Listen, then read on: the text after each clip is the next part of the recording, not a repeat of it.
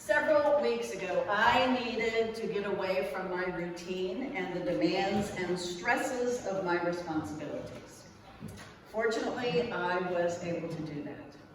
I left Indiana for 18 days away from my pillow in my bed. 4 days to visit my oldest son in Atlanta, the next 4 days to visit my brother in Venice, Florida, and the last 10 days with Marcy and 2 friends in Sarasota. So for those 10 days in Sarasota, we sat outside by the pool the majority of each day. My biggest decision of the morning was to figure out which chair I was going to sit in to drink my coffee while I gazed at the small river that flowed behind the house that we rented and listened to the beautiful song of the birds in the early morning hours. Hiro Nagda captures the wonder of the impact of the sound of birds with these words.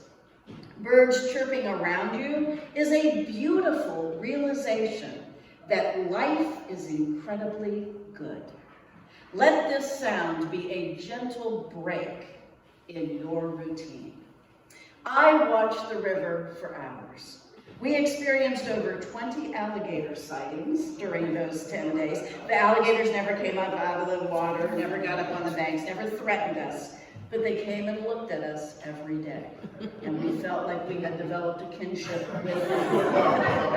I found myself lying on a float in the pool, just watching the sky. I never do that at home in Indiana. Well, we don't have a pool, but also I never lie on my back, look up at the sky, watching the birds fly and track their journey like I was able to do then. I don't stay outside in my yard in Indiana unless I'm working. I don't step out to enjoy nature. So there on this trip, I was immersed in the beauty of the natural world. And I felt an incredible peace and comfortable quiet come over me. We don't do that enough, none of us. We don't take enough quiet time like that. We stay too hyped up, too quick in our actions, too busy to take the time to be awed by the beauty of magnificent sights.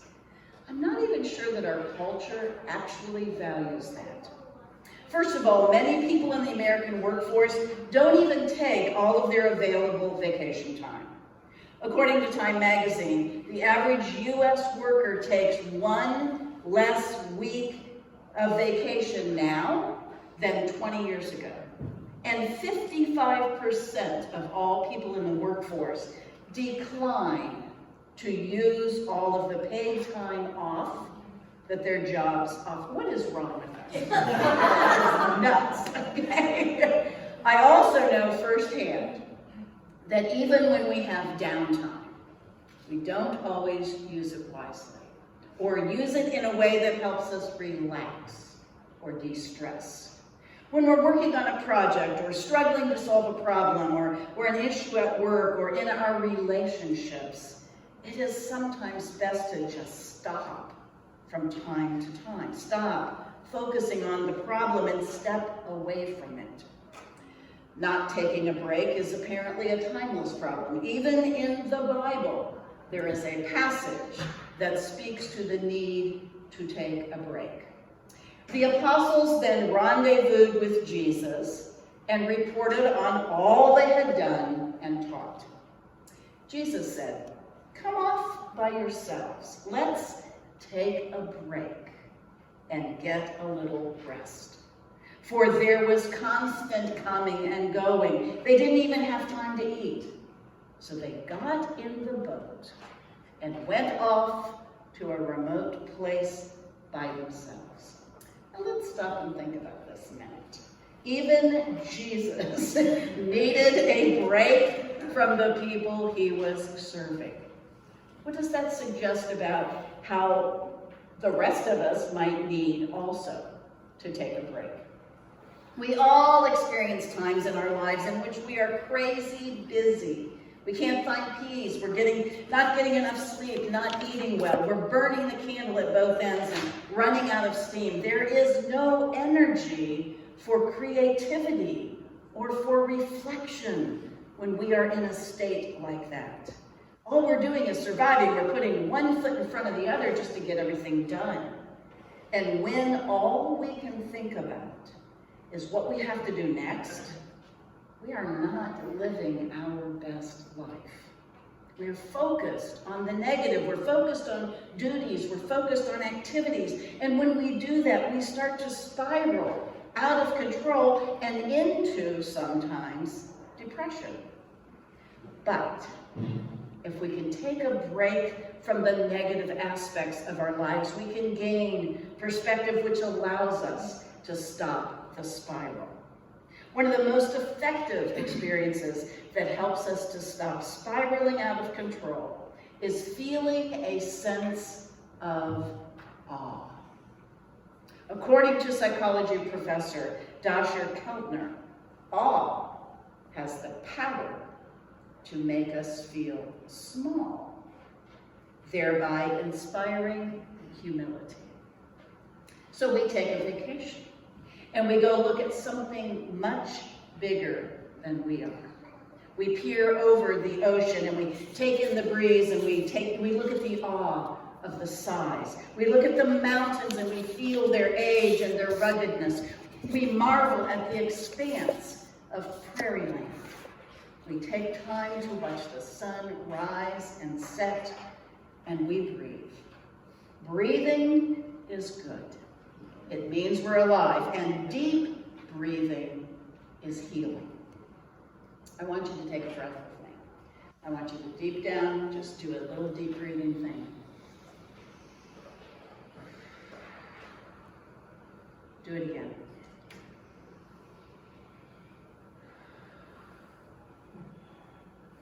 It does something to our bodies, and we don't do that enough. When we get angry or stressed or anxious, we need to pay attention to our breathing, because those negative emotions keep our breaths shallow, and we are breathing up here and we don't relax. And so here's some really cool things that happen when we are deep breathing. When we breathe deeply, we experience this chain of events. First of all, our muscles relax. So some of our physical tension, you know, that stuff in your shoulders and your neck and all that, some of that begins to go away. And then our oxygen delivery improves. Oxygen travels to every single cell of our body, which increases the functionality of every single system in our body. And then our blood pressure lowers. Endorphins are released, and we are gifted with feelings of well-being and pain relief. Let's remember to breathe deeply more often. Several years ago, when I was a counselor in a highly stressful situation in an alternative school, I was called to the principal's office, not because I was in trouble, but because the principal was in trouble. There was a young lady who was out of control in the principal's office. She was screaming at her mother into the principal's office telephone. She was hysterical and absolutely, completely out of control. She had swept all of the items off the principal's desk with one quick motion, and she was crying and wailing and screaming and cussing at her mother. So with unfounded bravery, or perhaps stupidity, I walked right up to her and I stood within inches of her face and I said, "I'm going to need you to take a breath. Will you take a breath with me?" And she did. Took one breath and exhaled, and she quivered a little bit, but she was silent. And then I took her hands in mine and I said, "Let's do that again." And so we breathed again together. And she grew quieter, and then we breathed again together. And her voice got softer and calmer. Her mother was still on the phone. And she spoke now quietly to her mother. She said, "Mommy, I'll call you back later. I love you. Bye." The principal turned and looked at me. "What kind of magic is that?" I said, "It's just deep breathing, just deep breathing." So in the first few moments, as we behold that sight, the waterfall, the mountain, the canyon, the meadow, the desert, we feel that rush of awe. And if we stay there for a moment, unlike most Americans who snap a picture and then turn to the next thing, if we continue to look. Look at the awe, to settle in and watch and sit quietly. Other experiences start to take over. We see our smallness in comparison to what is before us. We do indeed feel more humble. Our humility leads us to feel a greater sense of forgiveness and compassion for other people. Others suddenly have greater meaning to us. We are more relaxed and we can listen in a new way, a calmer way. Looking at the ocean and hearing the sound of the waves, looking at the woods and hearing the birds, taking in the sounds of nature anywhere is healing. Listening to our heartbeat, hearing our breathing does not occur regularly in our day-to-day lives. As we continue to sit quietly, we are able to listen to advice from our higher power. We see suddenly that troubling issue from a different side. We find a solution. We sit a little longer and we relax even further. We begin to create a song, an image, words, new ideas, new ways come to us in the calmness. The new ways help us to analyze differently. We begin to feel more whole. We feel refreshed and energized. The world starts to look a little bit better. We have more hope. We have been put back together. There are places to find awe right here in Indiana. You might be thinking, well, I don't have nothing cool to look at here. Yes, there is. In our own backyards, there is a sky that you can look at. We can watch the birds if you have a feeder. You can watch the rain, admire the trees, the flowers, look at the night sky, sit quietly and stare off into space.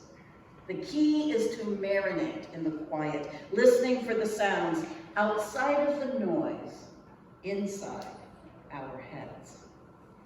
We have to take breaks from our stress and find quiet time more often. The end result is undeniable.